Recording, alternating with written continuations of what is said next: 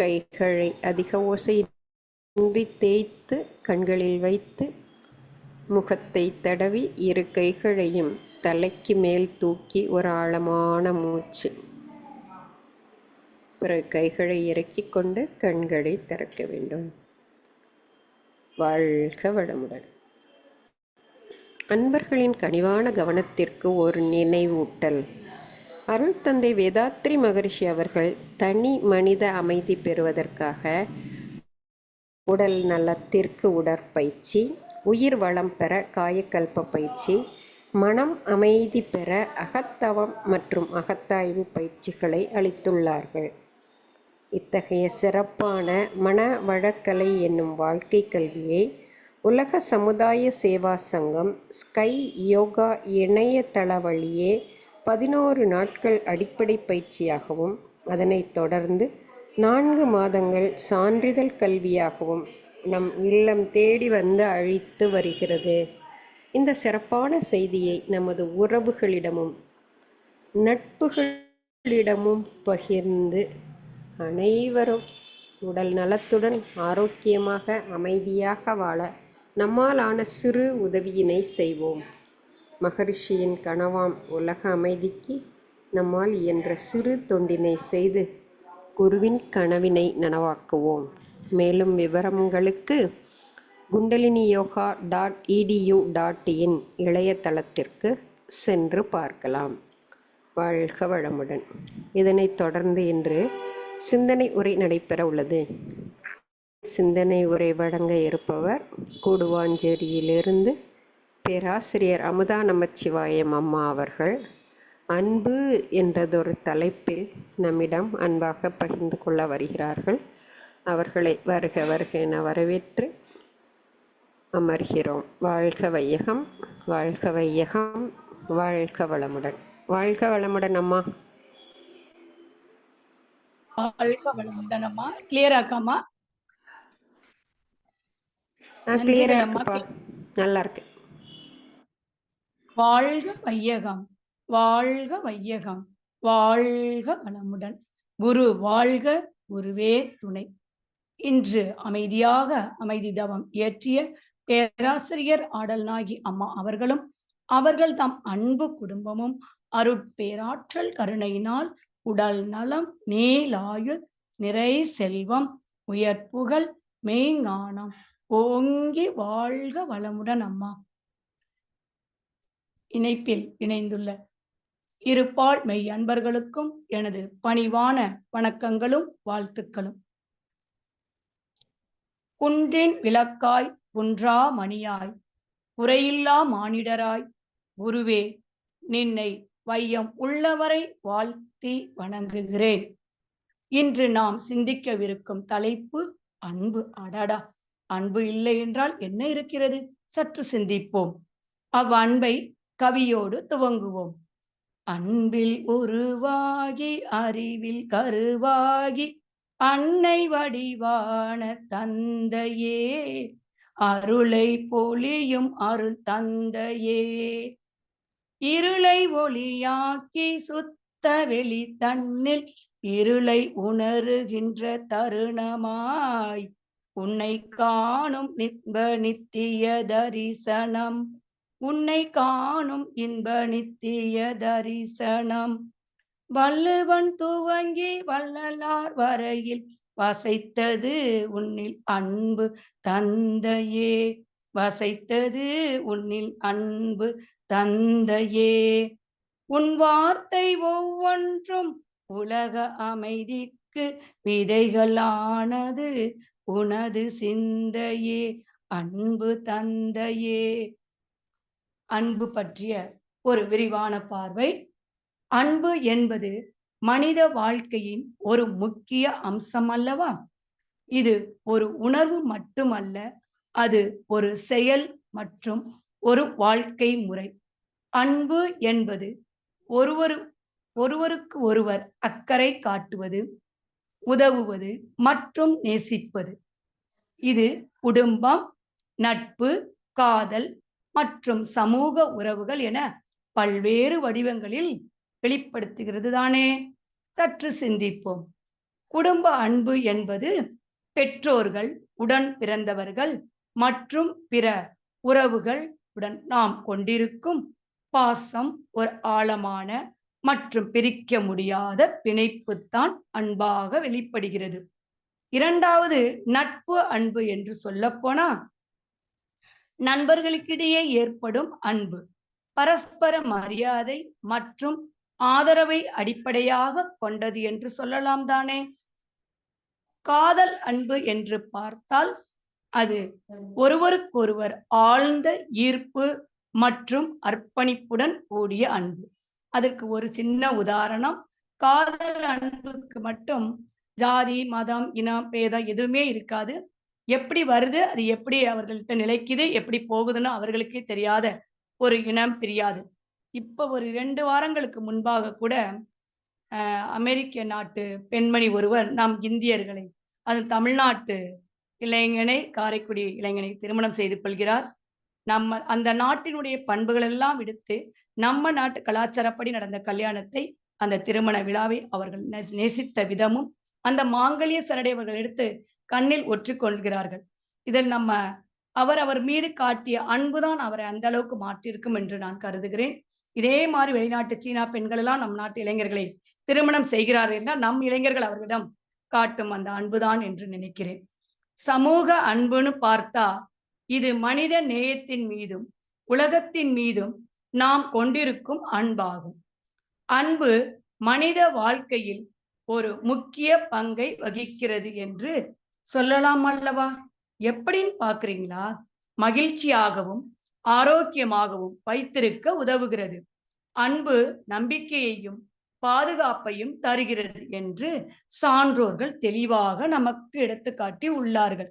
அதாவது மேலும் சிறு சமூகத்தில் நல் இணக்கத்தையும் ஒற்றுமையும் வளர்க்கிறது. அன்பை வெளிப்படுத்தும் விதமாக எதை சொல்லுவதுன்னு பார்த்தா, வார்த்தைகளால் வெளிப்படுத்தலாம், செயல்களில் காட்டலாம், பரிசுகள் கொடுக்கலாம், நேரம் செலவிடலாம் போன்றவையே என்று வைத்துக் கொள்ளலாம் தானே. ஒருவருக்கு ஒருவர் ஆதரவாக இருப்பது, கேட்பது, கவனித்துக் கொள்வது போன்றவை அன்பின் வெளிப்பாடுகள் ஆகும். அன்பு என்பது அனைவரிடம் இருக்க வேண்டிய அடிப்படை பண்பாகும். அன்பினால் சாதிக்க முடியாதது உலகில் எதுவும் இல்லை என்று நாம் சொல்லலாம். அன்பை இன்னும் சில வழிகளிலும் பார்க்கலாமே. எப்படின்னு பாக்குறீங்களா? அன்புக்கு எந்த அடிக்குறிப்பும் தேவையில்லை. அதுதான் அன்பின் அழகு, சுதந்திரம். தாங்கும் அன்பு, ஊழியம் செய்யும் அன்பு, ஜீவனை கொடுக்கும் அன்பு, நிலை கொண்டிருக்கும் அன்பு, மாறாத அன்பு, பிரிக்கப்பட மாட்டாத அன்பு, தன்னை அர்ப்பணிக்கும் அன்பு என பல வகைப்படும். சொல்லிக்கொண்டே போகலாம் அன்பு வெளிப்படும் விதத்தை. அன்பிற்கும் உண்டோ அடைக்குந்தாள் ஆர்வலர் புன் கண்ணீர் பூசல் தரும். அன்பிற்கு கூட பிறர் அறியாமல் தன்னை மூடி வைக்கும் கதவு உண்டோ? இல்லை இல்லை, தம்மால் அன்பு செய்யப்பட்டவரின் துன்பத்தை காணும் போது வடியும் கண்ணீரே அன்பு உள்ளத்தை காட்டிவிடும். அதை நாம் பார்க்கத்தான் செய்கின்றோம் என விளக்கம் அளித்துள்ளார் பேராசிரியர் சாலமன் பாப்பையா அவர்கள். ஒரு நிஜ நிகழ்வு ஒன்று. அதாவது ஒரு ஊரில் ஒரு மன்னர் ஆட்சி செய்து வருகிறார். அவரிடம் நிறைய பேர் வேலை செய்கிறார். அரசரிடம் கொஞ்சம் பேரா இருப்பாங்க, ஆயிரக்கணக்கான பேர் வேலை செய்கிறார்கள். அவருடன் நெருங்கி வேலை செய்வார்கள், சுற்று வட்டாரத்திலும் வேலை பார்ப்பார்கள். ஆனால் அவரிடம் என்ன இல்லை என்றால் அன்பு என்று அந்த மன்னருக்கு இல்லை. ஒரு நாள் கடுமையான காய்ச்சல் வந்தது மன்னருக்கு. அவரால் கண்விழித்து பார்க்க கூட இயலவில்லை. அந்த அளவிற்கு காய்ச்சலால் அவதிப்பட்டு கொண்டிருக்கிறார். ஆனால் அவரை கவனிக்க யாரும் ஆர்வம் காட்டவில்லை.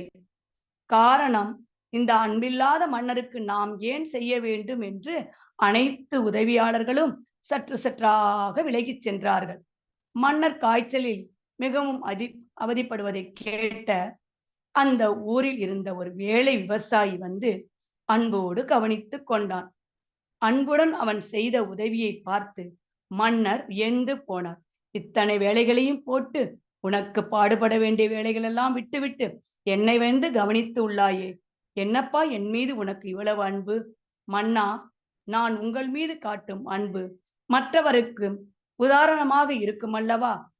யார் நமக்கு என்ன செய்கிறார்கள் என்பதை விட நாம் யாருக்கு என்ன செய்கிறோம் என்பதை நான் உணர்ந்து வளர்ந்தவள். அதனால் எல்லோரிடமும் அன்பு செலுத்த வேண்டும் என்பது இறை வழிபாடாக நான் நினைக்கிறேன் என்று அந்த ஏழை விவசாயி விளக்கம் அளித்துள்ளார். மன்னர் அந்த ஏழை விவசாயி போல் அன்போடு இருக்க வேண்டும் என்று அந்த கணமே மாறிவிட்டார். மனதில் அன்பு இருந்தாலே போதும், எதுவும் சாத்தியமே. கடினமான இதம் கூட கரையும். அன்பை மழையாய் பொழியும் போது எப்படி இருக்கும் சிந்திப்போமே. எவ்வளவு கோபத்தையும் மறக்க வைக்கும் ஒரே திறவுகோல் உண்டு என்றால் அது அன்பு மட்டுமே என நான் கருதுகிறேன். வாழ்வில் அனுபவம் ஒருவனை எப்படி வேண்டுமானாலும் மாற்றலாம். நல்லவனாகவும் மாற்றலாம், கெட்டவனாகவும் மாற்றலாம். அன்பு மட்டுமே ஒருவனை மனிதனாக மாற்றும். அன்பு பாசம் பற்றி நம் குருமகான் அவர்கள் இந்த கவியில் நமக்கு என்ன சொல்றாங்கன்னா, உருவ நிலையில் கொண்ட தொடர்பால் உதிக்கும் இச்சையே பாசம். உள்நிலை அறிந்து உயர்ந்த அறிவில் உதிக்கும் ஆர்வமே அன்பு. அறிவுக்கு கட்டுண்டு செயல் விளைவிக்கும் விளைவறியாது பாசம். அறிவின் அசையா உறுதியில் சுரக்கும் விளைவையும் உறுதியில் அறியும் அன்பு. அதாவது ஆராய்ச்சி செய்து பார்த்தால் அறிவின் எல்லையிலேயே உயர் நிலையிலே அறிந்த உயர்விலே பேதங் கடந்த பேர் அறிவின் பெருங்கருணையிலே ஜீவ இனங்களின் இன்ப துன்பங்கள் அறிந்து அவற்றின் இயல்பறிந்து சிறப்பான கருத்துக்கு எட்டிய துன்பங்களை குறைக்க வழிகாண என்ற கனிவிலே ஏற்படும் பற்றுதலை அன்பு என்று இக்கவியில் சுவாமிஜி அவர்கள் நமக்கு தெளிவாக விளக்கியுள்ளார். அடுத்து, சமுதாயத்திற்கு நான் தொண்டு செய்வேன் என்று எண்ணும் போது அன்பு அங்கு நிலையாகும் என்கிறார் குருமகான் அவர்கள். இயற்கையை ஆராய்ந்து பார்த்தால் அன்பும் கருணையும் எங்கும் எதிலும் அமைந்திருக்க காணலாம் தானே. அன்பு என்பது எந்த ஒன்றையும் உடலாலோ மனதாலோ தன்னோடு இணைத்து பிடித்து கொண்டிருப்பதே. உதாரணம்னு பார்த்தா ஒரு முட்டையை பாருங்கள். அதில் உள்ள அனைத்து பொருட்களையும் ஒன்றிணைத்து அதன் ஓடு பிடித்து கொண்டிருக்கிறது தானே. இப்படித்தான் அதன் அன்பு வெளிப்படுகிறது. நம் குடும்பத்தை எடுத்துக்கொண்டால் தாய் குழந்தைகள் மீது காட்டுவது இயற்கையாகவே அன்பு, பாசம், கருணை. ஆனால் அதே குடும்பத்தில் ஒருவர் மீது ஒருவர் அன்பு காட்டுவது சிறப்புதானே. அதாவது அந்த காலத்தில் இல்லங்கள் அனைத்தும் கூட்டு குடும்பமாக இருந்தது. அதனால் அன்பை ஒருவருக்கொருவர் பரிமாறிக்கொண்டனர். அதாவது தாத்தா பாட்டி கூறும் அறநெறி கதைகள் மூலம் குழந்தைகள் பரந்த மனநிலையில் வளர்ந்தார்கள் என்று சொல்லலாம் அல்லவா. குழந்தைகள் கள்ளம் கபடமின்றி வளர்ந்தார்கள், வெகுளித்தனமாக, அதாவது இன்னசென்ட்டாக வளர்ந்தார்கள் என்று சொன்னால் மிகையாகாது. இன்று குழந்தைகள் அன்பை வெளியே தேடுகிறார்கள். காரணம் என்னவாக இருக்கும் பாருங்கள். அவசர உலகத்தில் வசிக்கிறார்கள். பிள்ளைக்காக உழைக்கிறேன் என்று கூறிக்கொண்டு பிள்ளைகள் மீது காட்டும் அன்பு குறைகிறது. எப்படின்னு பார்க்கிறீங்களா? குழந்தைகளை கிரச் அல்லது பிளே ஸ்கூலில் 2.5 வயதில் விட்டுவிட்டு வேலைக்கு சென்று விடுகிறார்கள். குழந்தைகள் தனக்கான தவிப்புடன் அங்கு வளர்கிறார்கள். உதாரணமாக எடுத்துக்கொண்டால் குழந்தைகள் இப்படின்னா பெரியோர்கள் முதியோர் இல்லத்தில் விட்டு விடுகிறார்கள். அதனால் குழந்தைகள் மட்டுமின்றி பெரியோர்களும் அன்புக்கு ஏங்குகிறார்கள் தானே. உண்மையை சொல்ல போனால் இன்றைய முதியோர் இல்லத்திற்கு செல்லாமல் இருந்தால் அன்பும் கருணையும் அந்தந்த குடும்பத்தில் நீடித்து இருக்கும். பிள்ளைகளின் சுமைகளை குறைப்பதே பெரியோர்கள் என்பதை மறந்து அன்பிற்காக தெரிந்தும் தெரியாமலும் ஒவ்வொரு குடும்பமும் இயங்குகிறது என்று சொன்னால் அது மிகையாக இருக்கும். வீட்டிற்குள் நுழைந்தாலும் மொபைல் மற்றும் லேப்டாப் எடுத்துக்கொண்டு குழந்தைகளுக்கு நேரம் ஒதுக்குவதில்லை இன்றைய ஒரு சில பெற்றோர்கள். அண்டை அயலாரிடமும் நேசமுடன் பழகும்போது இயல்பாக இருப்பதால் அதிக நட்புகள் நமக்கு கிடைக்கிறது. நண்பர்களுடன் அநேக செயல்களில் இணைந்து செயல்பட்டு அன்பை பரிமாறிக் கொள்ளலாம் அல்லவா? இந்தியர்களின் பண்பில் உயர்ந்தவர்கள் என்பதற்கு சான்றாக வெளிநாடுகளில் வசிக்கும் இந்தியர்கள் ஜாதி மத பேதமின்றி அன்போடு இணைந்து வாழ்கிறார்கள். அவர்கள் நாட்டில் நடக்கும் பண்டிகை விழாக்களில் நம் நாட்டு மக்கள் கலந்து கொள்வதும், நம் நாட்டு கலாச்சாரப்படி இவர்கள் விழா கொண்டாடினால் அவர்கள் கலந்து கொள்வதும் ஒருவருக்கு மீது ஒருவர் காட்டும் அன்பை அங்கு வெளிப்படுத்துகிறது. நம் அருட்தந்தை அவர்கள் அன்பும் கருணையும் கொண்டவர். அதனால்தான் அதற்கு சான்றாக நம் கொடி பாடலின் துவக்கமே அன்பின் அறக்கொடி பாரீர் என்பதே அல்லவா?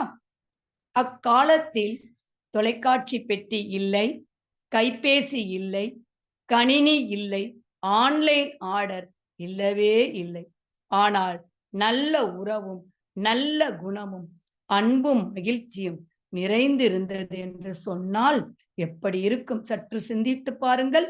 மகரிஷி அவர்களும் அன்னை லோகாம்பாள் அவர்களும் ஏழ்மை நிலையிலும் பிறரிடம் அன்பும் கருணையுமாக ஒத்தும் உதவியுமே வாழ்ந்தார்கள் என்பது நாம் அனைவரும் அறிந்ததே. அன்பை செல்வம் என்பதை உணர்த்த ஒரு சிறு கதையை பார்ப்போம். அன்புதான் செல்வம் என்று நான் இந்த இடத்தில் உங்களுக்கு வலியுறுத்தி சொல்கிறேன். ஒரு ஊர்ல மகேஷ்னு ஒரு பையன் தன் அப்பா அம்மா கூட வாழ்ந்து வருகிறான். மகேஷ் வாசலில் 3 வித தலைவர்கள் வந்து நின்றார்கள். டிக் டிக் டிக் என கதவை தட்டி நாங்கள் உள்ளே வரலாமா என கேட்கிறார்கள்.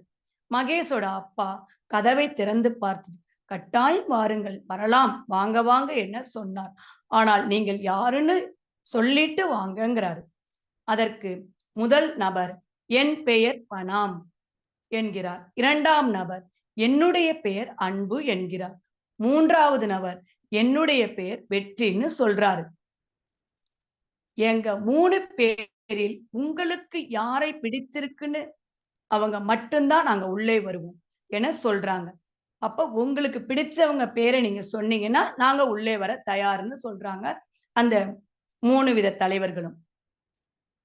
அப்ப மகேஷோட அப்பா நினைக்கிறாரு, சற்று யோசித்து சொல்கிறேன் என்று சொல்லிக்கிட்டு வீட்டுக்குள் சென்று மகேஷ் கிட்டையும் மகேஷோட அம்மா கிட்டையும் நடந்த விஷயத்தை கலந்து உரையாடுகிறார். அப்போது மகேஷோட அப்பா சொன்னார், வெற்றி வந்தால் எல்லாமே நமக்கு வந்துவிடும் என்றார். ஆனால் மகேஷ் சொல்கிறான், பணம் தானப்பா அவசியம், நம் வாழ்க்கைக்கு ரொம்ப ரொம்ப முக்கியம்ப்பா, அதனால் பணத்தை வர சொல்லுங்கப்பா, பணம் வந்தால் மீதி எல்லாம் நமக்கு தானா வந்துவிடும் என்கிறான். ஆனால் மகேஷோட அம்மா சொல்றாங்க, அன்புதாங்க முக்கியம், அன்பு வந்தா கூட எல்லாமே நமக்கு கிடைச்சிருங்க அப்படின்னு சொல்றாங்க. ஆக மொத்தத்துல அவர்கள் 3 பேர் பேசிட்ட பிற்பாடு அவங்க அம்மாவோட கருத்தே சிறந்தது என உணர்ந்து, சரி வாங்க நம்ம எல்லாருமே போய் கூப்பிடலான்னு சொல்லி, சரி சரி வாங்க எல்லோருமே அப்படின்னு இவங்க வெளியே வந்து, அன்பு அன்பு நீங்க உள்ள வாங்கன்னு சொல்றாங்க. அன்பு உள்ளே வரும்போது கூடவே பணம் வெற்றி 2 பேரும் வந்துட்டாங்க. அப்போது மகேஷோட அப்பா கேட்டாரு, ஒருவர் மட்டும்தான் வருவோம்னு சொன்னீங்களே, இப்ப 3 பேரும் வர்றீங்களேப்பா அப்படின்னு கேட்கிறாரு. நீங்க அன்பு உள்ளேவான்னு சொன்னீங்க இல்லையா, அப்ப அன்பு இருக்குன்னு தானே அர்த்தம் அந்த இடத்துல, அதனாலதான் நாங்க 3 பேருமே வந்துட்டோம்ப்பா என்றார்கள். அதாவது அன்பு இல்லாத இடமே இல்லை, அன்பில்தான் இந்த உலகமே இயங்கிக்கிட்டு இருக்கு, அன்பு இல்லாம எந்த ஒரு பொருளும் இல்லை என்பதை இந்த கதை மூலம் நாம் தெரிந்து கொள்ளலாம்.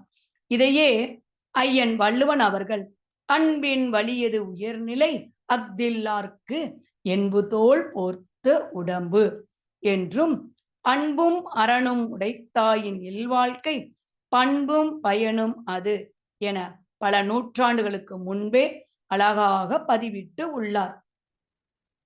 மற்றவர்களை பாதுகாக்க நாம் அன்போடு செய்யும் செயல் உதவி யாவும் இறை வழிபாடுதான் என்ற தெளிவை நாம் பெற வேண்டும். பிறரை மதித்து நடத்தல் வேண்டும். இந்த முறையில் நாம் இறைவனை அறிந்தால் அன்பு மலரும் என்கிறார் அருட்தந்தை அவர்கள். ஏனென்று பார்த்தால் சிவம் என்பது ஈர்ப்பு சக்தி, எல்லாவற்றையும் அணைத்து பிடித்து கொண்டு இருக்கிறது அல்லவா. மகரிஷி சொல்றாங்க, இந்த பேரியக்க மண்டலத்தில் உள்ள கோடான கோடி நட்சத்திரங்களை எல்லாம் ஒரு கட்டி பிடித்து ஒன்றை விட்டு ஒன்று விலக பிரியாமல் வைத்துக் கொண்டிருப்பது அல்லவா, இதுதான் அன்பின் வெளிப்பாடு ஆகும் என்கிறார் மகரிஷி அவர்கள். அழகாக அன்பிற்கு விளக்கம் மீண்டும் ஒன்று சொல்கிறார்கள். என்னன்னு பார்த்தா, அன்பு என்றால் ஈர்த்து கொண்டு கவர்ந்து பிடித்து கொண்டிருப்பதாகும் என்கிறார். அந்த அன்புக்கு மேலாக எல்லாம் நலமாக இருக்க வேண்டி உதவி செய்வது கருணை என்கிறார். இந்த இரண்டும் வேறு வேறு இல்லை என்கிறார் சுவாமிஜி அவர்கள். அன்பை உணர்ந்தால் தானாகவே கருணை பிறக்கும் என்கிறார். இதுதான் லவ் அண்ட் கம்பேஷன் ஆகும். அதாவது லவ் அண்ட் மர்சின்னு நம்ம சொல்லலாம். உதாரணமாக, ஒரு குழந்தையை தாய் தன்னோடு இணைத்துக் கொள்ளுதல் அன்பு. மாமரத்தில் ஒரு பழம் தொங்கிக் கொண்டு இருக்கிறது என்றால் அதை விழாமல் பிடித்து கொண்டிருக்கிறதே யார் என்று யோசித்து பாருங்கள். அது அன்புதான் இழுத்து பிடித்து கொண்டு இருக்கிறது. அன்னை பிரம்மகுட்டி அம்மா அவர்கள் கூடுவாஞ்சேரியில் காவலராகவும் அன்னை தென்னகத்தின் அன்னையாகவே இருந்தார்கள். அவர்கள் எங்களை அனைவரையும் அன்பின் நாள் கட்டி எங்களை மட்டுமல்ல, அங்கு வருகை புரியும் அறக்கட்டளைக்கு வழிபுரியும் அத்தனை அன்பர்களையும் அன்போடு அரவணைத்து வழிநடத்தி சென்றார்கள். அன்பு தாயாகவே இன்றும் அவர்கள் திகழ்ந்து வருகிறார்கள். அவர்கள் அன்புக்கு நாங்கள் அனைவரும் அடிமைதான். அருட்தந்தை சொல்றாங்க, அன்பும் கருணையும் இறைவனின் தன்மை. இதை எல்லா இடங்களிலும் நாம் காணலாமே. இது ஜீவகாந்தத்தின் மூலமான இறைவனின் மலர்ச்சி என்கிறார். எந்த ஒன்றையும் இணைத்து பிடிப்பது அன்பு, காப்பது அன்பு. சொல்ல போனால் நாம் உணரும் இறைநிலை தன்னிருக்க ஆற்றலால் அனைத்து பிரபஞ்ச பொருள்களையும் அரவணைத்து காப்பது அன்பு ஒன்றே. அன்பு ஒன்றே அர்த்தமற்ற வாழ்வை அர்த்தமுள்ளதாக மாற்றும் அற்புத சாவி. அன்புக்கு ஆண் பெண் வேறுபாடு தேவையில்லை, வயது வரம்பு தேவையில்லை. தூய மனமும் வஞ்சகமில்லாத நட்பும் இயல்பான புரிதலும் நேர்த்தியான ஒழுக்கமும் போதும் என்கிறார் சுவாமிஜி அவர்கள். தானும் தன் இனமும் தன் நாடும் வாழ நினைத்தல் என்பது அன்பு. அண்ட சராசரமும் வாழ நினைத்தல் என்பது அருள் என்கிறார் நம் குரு வேதாத்ரி மகரிஷி அவர்கள். அன்பு இனிமையானது என்பதை விளக்க ஒரு சிறு கதையை பார்ப்போம். ஒரு கிராமத்தில் மாமரம் ஒன்று இருந்தது. அந்த மாமரத்தில் பழங்கள் காய்த்து கொண்டே இருக்கிறது எல்லா நாட்களும். அந்த கிராமத்திற்கு புதியதாக வந்த அன்பர் அந்த கிராமத்து நண்பரிடம், இது ஒரு மாம்பழ சீசனே இல்லையே, எப்படி இந்த மாமரம் முழுவதும் மாம்பழமாக தொங்கிக் கொண்டிருக்கிறது என ஆச்சரியமுடன் கேட்கிறார். இந்த செய்தியை அந்த நாட்டு அரசருக்கு தெரிய வந்தது. உடனே அரசர் மாமரத்தை காண ஆவலுடன் சென்றார். உடனே தனக்கு தேவையான பழங்களை உண்டுவிட்டு அரசிக்கும் பறித்து கொண்டு கட்டளையிட்டார், இந்த மாம்பழத்தை நான் அடிக்கடி உண்ண வேண்டும், நீங்கள் எனக்கு பறித்து கொண்டு வர வேண்டும் என்று அந்த வேலையாட்களுக்கு கட்டளையிட்டு சென்றார். அதை அவர் கட்டளையை மீறாமல் அந்த காவலர்களும் அந்த மாமரத்தை சுற்றி காவல் போட்டு யாரையும் பழத்தை பறிக்க அனுமதிக்கவில்லை. ஏனென்றால் மாம்பழம் மற்றவர்கள் பறித்து விட்டால் அரசருக்கு கிடைக்காமல் போய்விடும் என்று காவலர்கள் எண்ணி இந்த செயலை செய்து விடுகிறார்கள். தற்போது மரத்தில் பழங்கள் காய்ப்பு குறைந்து விட்டது. உடனே அரசர் ராஜகுருவை அழைத்து வரச் சொன்னார். காரணம் கேட்கிறார். அரசே, அது மக்கள் மரமாக இருந்த போது அந்த கரியை பறித்து உண்ணுபவர்கள் அந்த மரத்தின் மீது அன்பை பொழிந்தார்கள். அதனால் ஆண்டு முழுவதும் காய்த்து கொண்டே இருந்தது. தற்போது நமது காவலர்கள் யாரையும் பழம் பறிக்க அனுமதிப்பில்லையே, அப்புறம் எப்படி அதுக்கு அன்பு கிடைக்கும்? அதனால் அது அன்புக்கு ஏங்கி விட்டது. அதனால் மரம் வருத்தப்பட்டு கொஞ்சம் கொஞ்சமாக காப்பு இழந்து சிறிது கருகவும் தொடங்கி விட்டது என்றார். அரசர் தாம் செய்தது பெரும் தவறு என்று அன்பின் மதிப்பை உணர்ந்து உடனே மரத்தை மக்கள் மரமாக மாற்றினார்.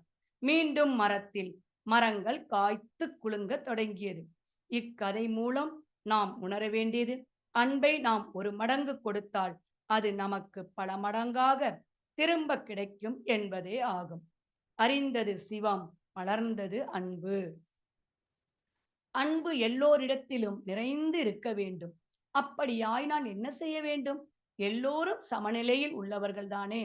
இந்த நிலையை கவிஞன் பாரதி ஏழ்மை நிலையிலும் தன் மனைவி செல்லம்மாள் சமைப்பதற்காக ஒரு பிடி அரிசி வைத்திருந்திருக்கிறார்கள். அவர் அந்த ஒரு பிடி அரிசியையும் குருவிகளுக்கு அள்ளி கொடுத்துள்ளார்.